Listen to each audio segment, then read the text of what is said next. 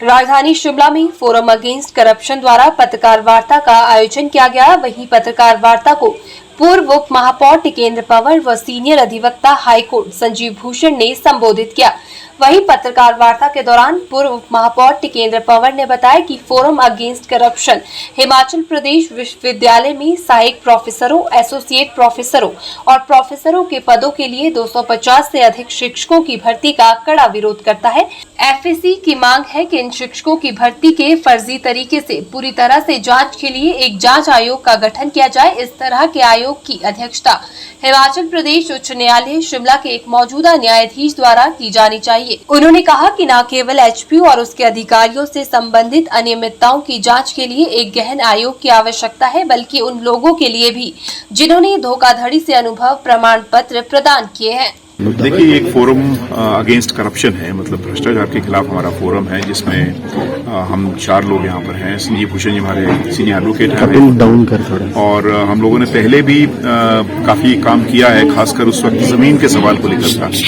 और आज मैं दावे के साथ कह सकता हूँ करीब 600-700 करोड़ का जो हिमाचल को फायदा हमने दिलाया है एसेट में, खासकर जो जमीन बेनामी थी वो वापस सरकार के पास आई है। लेकिन मौजूदा जो प्रेस कॉन्फ्रेंस है वो है जो विश्वविद्यालय में, और ये फोरम और भ्रष्टाचार के मुद्दों को भी आगे उजागर करेगा। लेकिन फिलहाल जो विश्वविद्यालय में भर्तियां हुई है, खासकर कोविड के दौरान पिछले आप लगाएं 3 3.5 साल के अंदर 250 के करीब भर्तियां हुई है।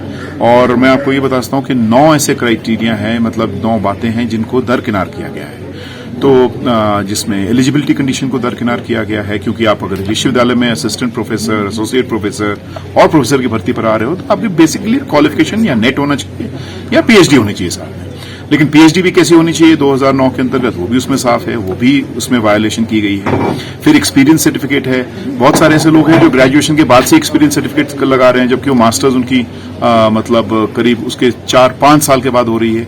तो हम इसमें डिमांड कर रहे हैं एक कमीशन ऑफ इंक्वायरी हो, जिसमें आपके जुडिशियल ऑफिसर, मतलब हाई कोर्ट के सिटिंग जज हो, और उसमें और एडमिनिस्ट्रेशन से भी लोग हों, क्योंकि ये सिर्फ वाइस चांसलर जो थे सिकंदर कुमार जी, उनका रोल नहीं है। अभी के जो वाइस चांसलर उनका तो है ही है, लेकिन उसके अलावा पूरी टीम है उसमें जो खासकर सरकार के चेहते हैं उनको भर्ती करने के लिए वहां पर ये पूरी मतलब एक्सरसाइज की गई है। और जिसमें या तो नियम रखो ही मत, आप सीधे बोल दो कि हम सरकार में हम जिस मर्जी को भर्ती कर देंगे, तो फिर ये ऑर्डिनेंस की क्या जरूरत है, फिर विश्वविद्यालय के एक्ट की क्या जरूरत है, और फिर प्रिंसिपल्स की क्या जरूरत है, और प्रोसीजर की क्या जरूरत है। और कुछ जगह पर तो ऐसा है जहां स्क्रीनिंग कमेटी ने रिजेक्ट कर दिया है, उसके बावजूद भी उन्होंने रख दिया क्योंकि उनका आदमी था। और एक जगह पर तो ईडब्ल्यूएस, मतलब हम सब जानते हैं कि इकोनॉमिकली वीकर सेक्शन वो है जिसके पास क्षमता नहीं है, आर्थिक रूप से है, तो आप असिस्टेंट प्रोफेसर पे भर्ती कर रहे हो जो ऑलरेडी वो नौकरी में थे, तो वो ईडब्ल्यूएस कैटेगरी में कैसे हो सकते हैं। एक पोस्ट जिसमें आपके बायोटेक्नोलॉजी में कह रहा है कि उनकी जो एकेडमिक काउंसिल है वो कह रही है कि हमें जरूरत है बायोटेक्नोलॉजी में, लेकिन वो ट्रांसफर कर रहे हैं उसको फिजिकल एजुकेशन में, क्योंकि फिजिकल एजुकेशन उन्होंने अपने आदमी को वहां लगाना है।